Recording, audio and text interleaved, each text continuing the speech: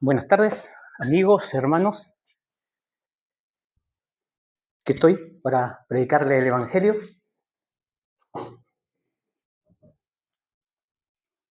El Evangelio es un mensaje de Dios para la humanidad, para nosotros, que tiene que ver con Cristo y Él crucificado. Pero no podemos comprender estas verdades, esta buena noticia, si no conocemos quién es Dios y qué hicimos nosotros contra Dios. Entonces, para predicar el Evangelio, quiero ir a Efesios, capítulo 2.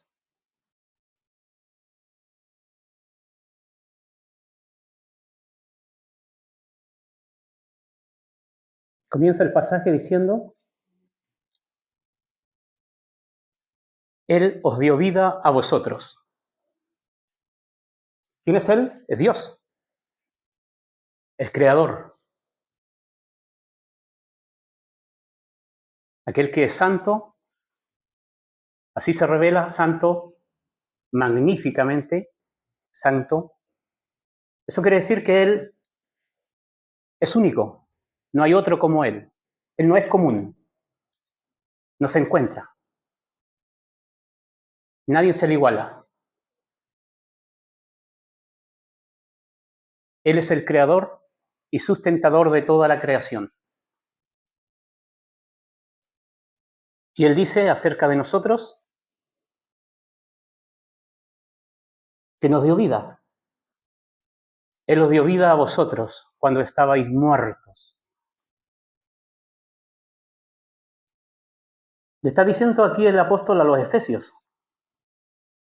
Tenían vida física, pero estaban muertos. Así también nosotros. Hay personas que tienen vida física, jóvenes, pero están muertos delante de Dios. Para poder entender esta palabra muerte, tenemos que explicarla. ¿Qué dice la Biblia acerca de la muerte? La Biblia habla de 3 muertes.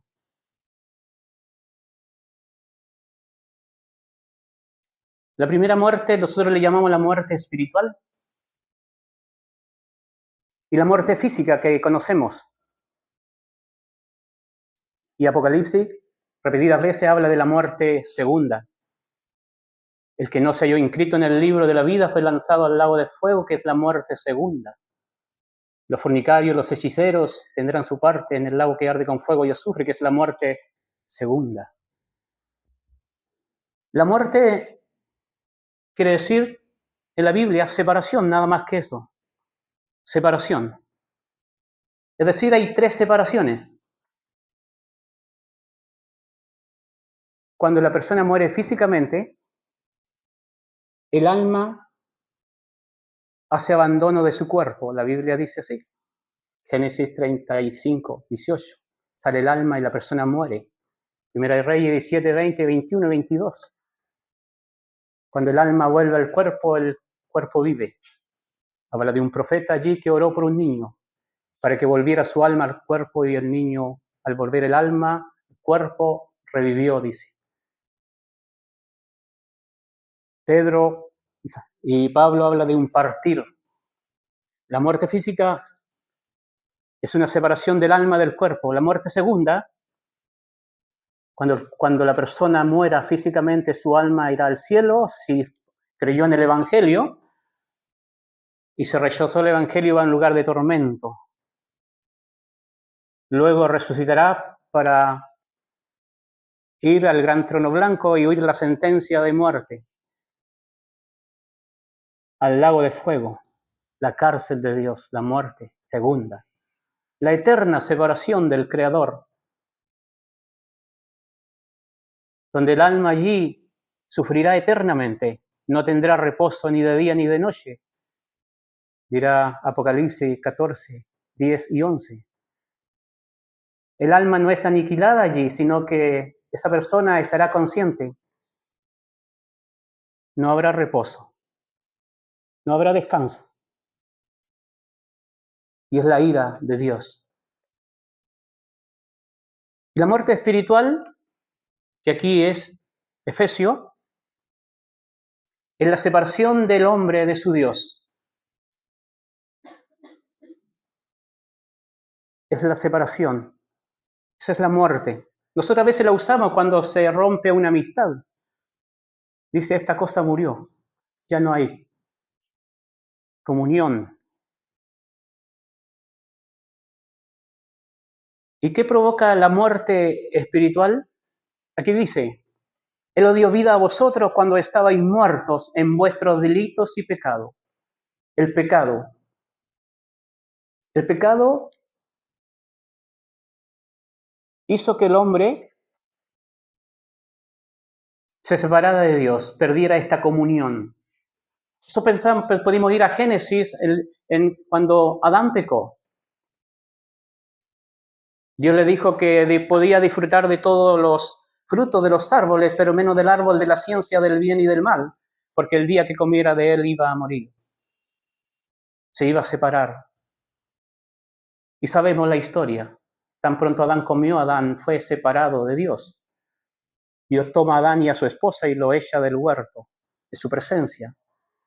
Lo condena a muerte y maldice la tierra. El pecado hace que el hombre pierda la comunión con su Dios. Y Dios todas las cosas las ha creado con un propósito. Así también el hombre crea cosas con un propósito.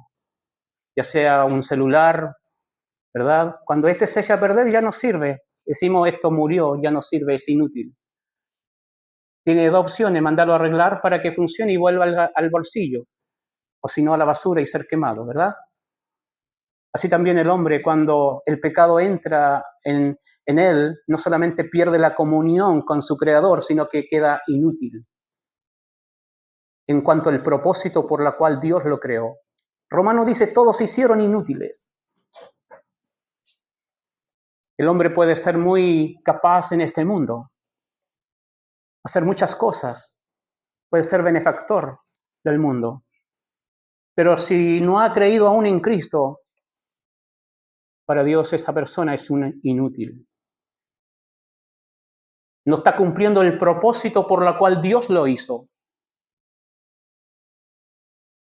Servirle y adorarle. Estar en su presencia, disfrutar de su presencia. Entonces el hombre está muerto. Así estaban los efesios, muerto, sin comunión con su Creador, inútiles al propósito por el cual Dios lo había creado. Así también aquel que no ha creído en Cristo, aún está en esta condición muerto, separado de Dios, inútil en cuanto al propósito de Dios. Él lo dio vida, y la vida es contrario a la muerte. Si la muerte es separación, en no tener comunión con el Creador, es ser inútil, la vida es tener comunión con Dios. El Señor dijo allí en Juan 17:3, esta es la vida eterna, que te conozcan a ti, al único Dios verdadero, y a Jesucristo, a quien has enviado.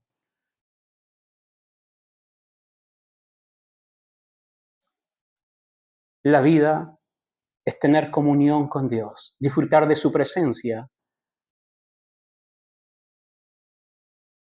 Es ser nueva creación, dirá Efesios más adelante en el 9 y 10, para cumplir el propósito por el cual Dios nos hizo. La vida. Él os dio vida. Todos aquellos que han creído en el Evangelio estaban muertos, sin comunión, sin propósito. Pero aquellos que ya hemos creído en el Evangelio, hemos sido reconciliados con Dios. Tenemos vida. Él os dio vida a vosotros cuando estabais muertos en vuestros delitos y pecados. El pecado.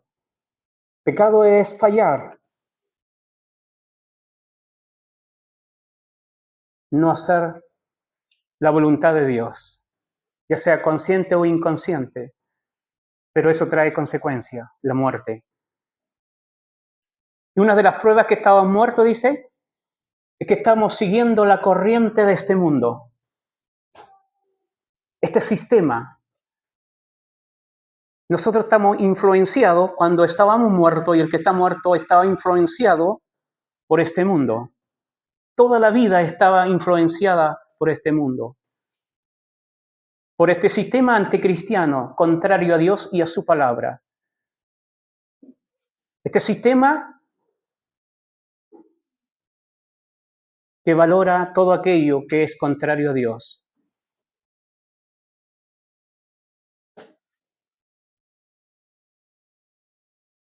Aquello que valora todo aquello que es contrario a Dios. A la santidad, a la justicia, a la mansedumbre, a la humildad. Seguíamos la corriente de este mundo que se caracteriza por la idolatría, la sensualidad, el enojo.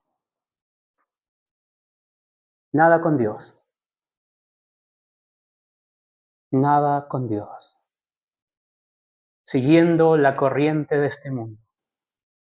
Y eso es vivir conforme a alguien. Eso es vivir no conforme a Dios.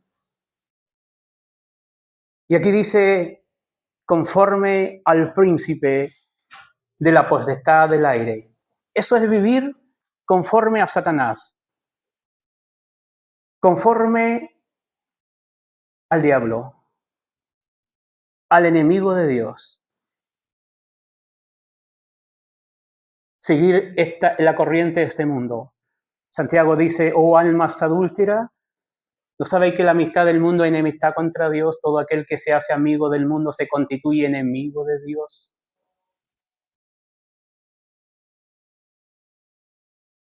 Vivir de esta manera es vivir conforme a Satanás. El espíritu que opera, dice, en los hijos de desobediencia. Satanás los alimenta, le da energía. Pablo dice a los corintios que Satanás tiene enceguecido a los incrédulos. Pablo a Timoteo 2:26, segunda, dice que están cautivos, están presos a voluntad de él. Aquellos que no han creído en el Evangelio están enceguecidos, están ajenos a las cosas de Dios, por la ignorancia que en ellos hay, dirá Pablo también. Y eso es por la dureza de su corazón, dice. Tiene la mente enternecida, ajeno a las cosas de Dios, lejos. Es una persona sin Cristo. Vive conforme a Satanás. Satanás los tiene enceguecidos y están a voluntad de él. Satanás los alimenta, los entretiene para que no despierten.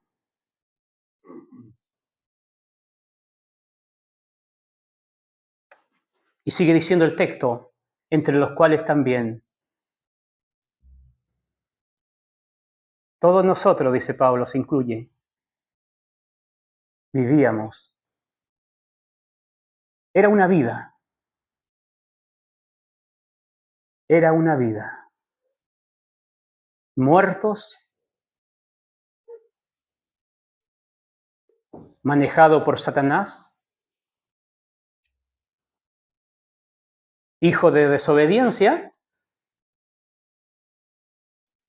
no hijo de Dios, hijo de desobediencia. El Señor dijo allí en Juan 8, vosotros sois de vuestro padre el diablo.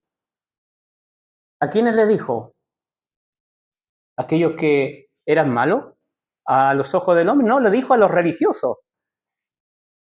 Si Dios fuera su propio padre, si Dios fuera su padre, ciertamente, dice él, me amarían a mí. Me amarían. Porque el que es de Dios, la palabra de Dios oye.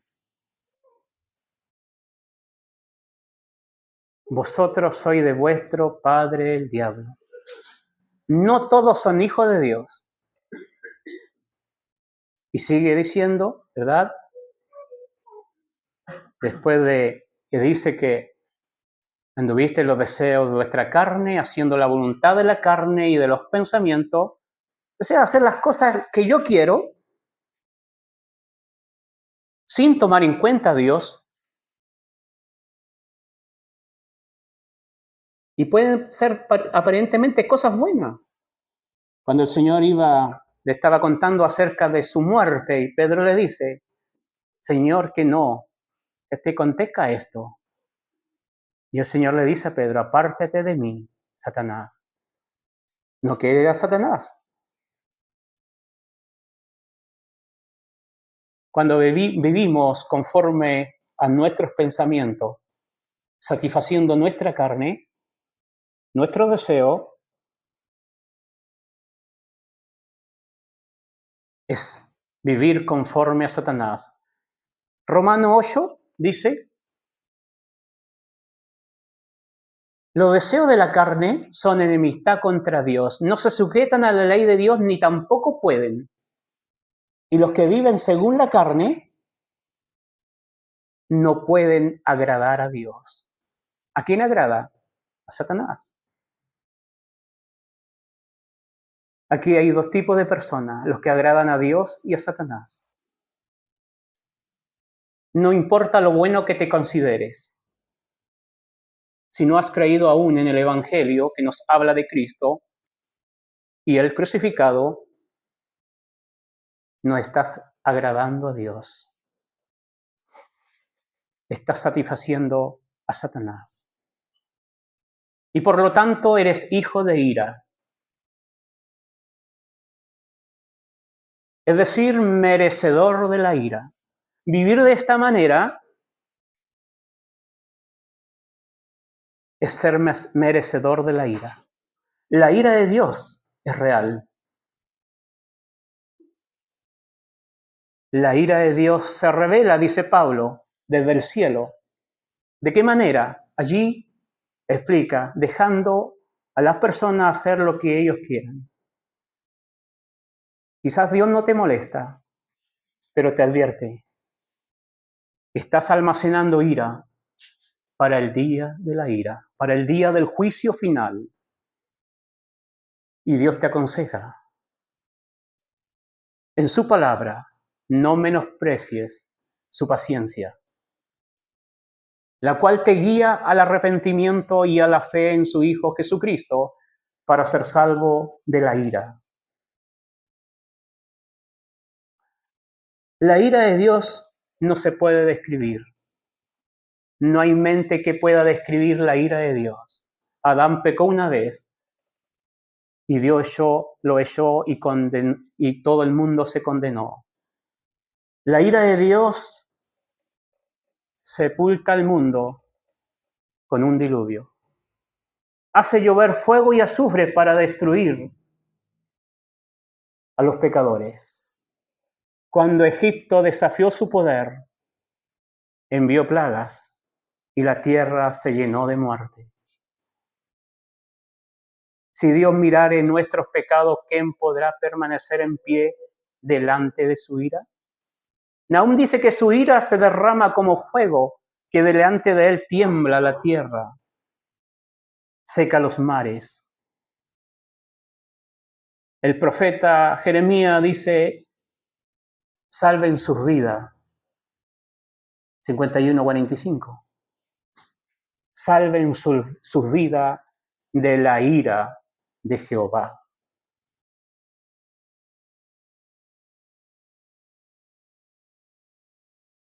El profeta dice también que ni su oro ni su plata podrá librarnos de la ira de Jehová. Entonces, ¿cómo podemos escapar de la ira? Ningún hombre tiene medios para escapar de la ira de Dios, que está sobre aquellos que no han creído en el Evangelio, cuyo contenido es Cristo y el crucificado. La ira de Dios se revela, dice Pablo. El apóstol Juan dice que la ira de Dios está sobre aquellos que aún no han creído en Cristo. Juan 3:36. El que cree en el Hijo tiene vida eterna, tiene comunión con su Creador, goza de tener sus pecados perdonados, pero aquel que rehúsa de creer en el Hijo no verá la vida, sino que la ira de Dios está sobre él. Y no solamente está sobre él, ya he citado Romano, se está amontonando sobre ti, se está almacenando para el día del juicio final. Y ahora aquí viene la buena noticia en el 4. Pero Dios dice que es rico en misericordia por su gran amor con que nos amó. Aún estando nosotros muertos en pecado, nos dio vida con Cristo. Cristo hace posible que tengamos vida. La misericordia de Dios ve nuestra miseria, muertos, siguiendo la corriente de este mundo, viviendo conforme a Satanás, satisfaciendo nuestro deseo, hijo de ira, pero Dios, que es rico en misericordia, por su gran amor con que nos amó. El amor, Dios lo explica como una entrega. Cristo amó y se entregó a sí mismo por mí, dice el apóstol. Cristo amó a la iglesia y se entregó a sí mismo por ella. Dios amó al mundo y entregó a su Hijo. Dios ve nuestra miseria bajo su ira por causa de nuestro pecado y entonces actúa en amor y nos da a su Hijo, Jesús. Jesús es el Hijo de Dios. Esto quiere decir que Él es igual a Él. La Biblia nos enseña, la palabra de Dios nos enseña que Él es divino, que Él es adorado por los ángeles. ¿Y quién puede ser adorado? Ninguna criatura. Jesucristo no es una criatura del tiempo. Es más, Juan y Pablo lo revelan, lo muestra a Él como el Creador.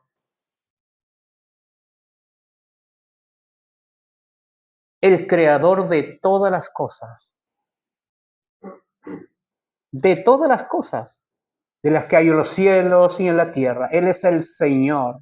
Él está por encima de todas las cosas. Él gobierna todas las cosas. Está por debajo de todas las cosas. Él las sustenta. Jesús es divino. Un día vino al mundo, dice el apóstol. En el cumplimiento del tiempo vino al mundo. Pablo dice, a salvar a los pecadores. Timoteo 1:15. Cristo Jesús vino al mundo a salvar a los pecadores, aquellos que estaban muertos, siguiendo la corriente de este mundo, conforme al príncipe de la potestad del aire, aquellos que estaban bajo la ira de Dios, que éramos todos nosotros.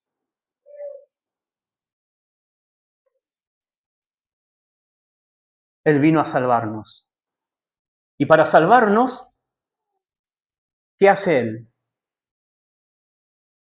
Él se hace responsable de aquello que nos separa de Dios, de aquello que trae ira de Dios, de nuestros pecados.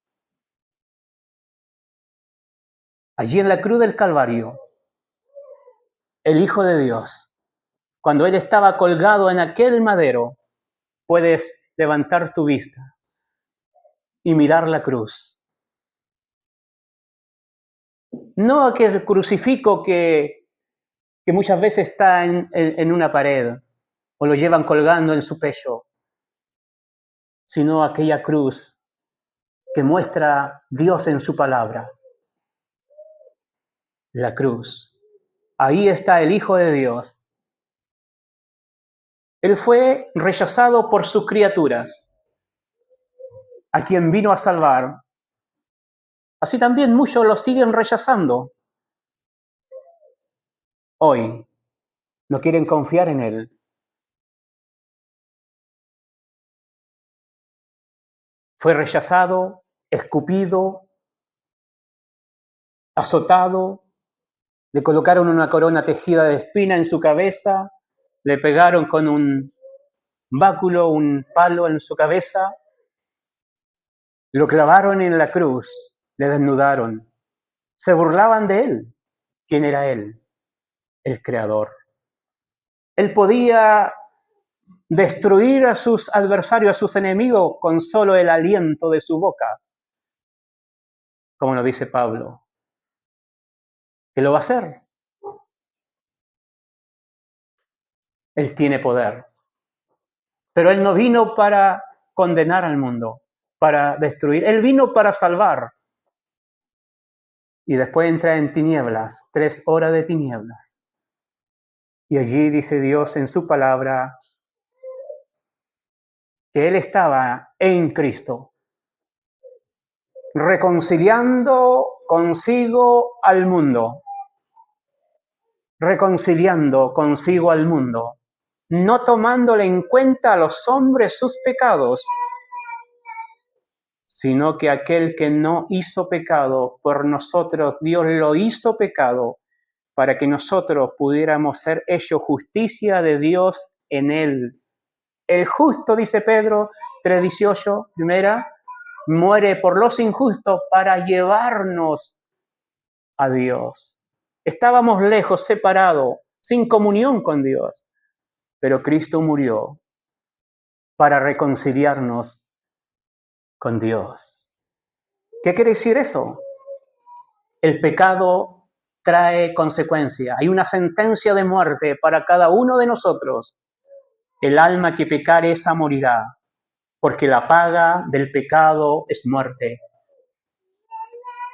Y no hay diferencia, todos pecaron, todos están destituidos de la gloria de Dios.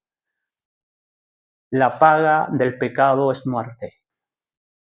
Y cuando Cristo en la cruz se hace responsable voluntariamente de nuestros pecados, Él paga la sentencia de muerte. El profeta Isaías dice, Jehová cargó en Él el pecado de todos nosotros. Lo cargó. Tomó nuestros pecados, agarró nuestros pecados y los colocó en su espalda, en la espalda de su Hijo. Isaías 38:17. A ti te agradó salvar nuestra vida y echaste a tu espalda todos nuestros pecados. Jehová cargó en él el pecado de todos nosotros. Pedro 2:24 dice, Él mismo llevó nuestros pecados en su propio cuerpo. Allí está Él en la cruz, cargando nuestros pecados, y Él sufre las consecuencias de nuestro pecado, la separación de Dios, la ruptura. Dios mío, ¿por qué me has desamparado? Para ampararnos a nosotros, para reconciliarnos a nosotros. La ira de Dios que estaba sobre nosotros cayó sobre Él.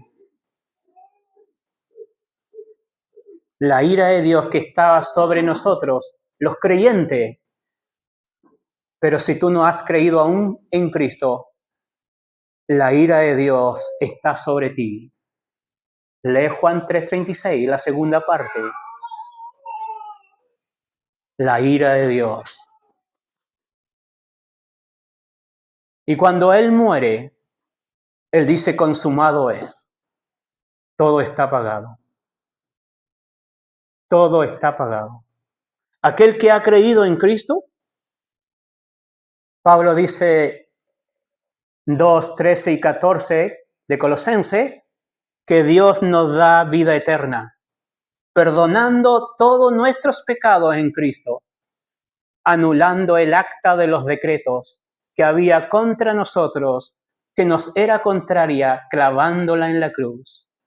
En otras palabras, aquella sentencia de muerte que estaba dictada a nuestro nombre por causa de nuestros pecados, Dios la anula para nosotros, porque Cristo la pagó con su muerte.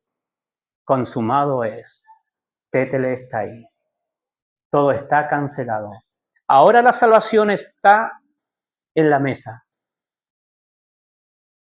Cualquiera se la puede apropiar. Cualquiera puede hacer la suya. No importa quién sea o lo que hayas hecho. Tienes que venir a Cristo para escapar de la ira de Dios, tener comunión con Dios y disfrutar de una esperanza de estar con Él para siempre. Y Dios dice que la salvación es un regalo. No es por obras, es un regalo de Él. Pero tienes que apropiártela como Él lo dice. Colocar tu fe, colocar tu confianza donde Dios ha colocado nuestros pecados, en la persona de Cristo. Por gracia soy salvo por medio de la fe. Y esto no es de vosotros, es un regalo de Dios, no por obras, para que nadie se gloríe. Y entonces la persona que ha creído en Cristo es nueva criatura, creada en Cristo Jesús para buenas obras. Y aquella persona que tiene vida es una persona que ama a Dios. Es un corazón que ama a Dios. Y un corazón que ama a Dios encuentra placer en su palabra. Meditar en ella constantemente no es una carga, es un deleite.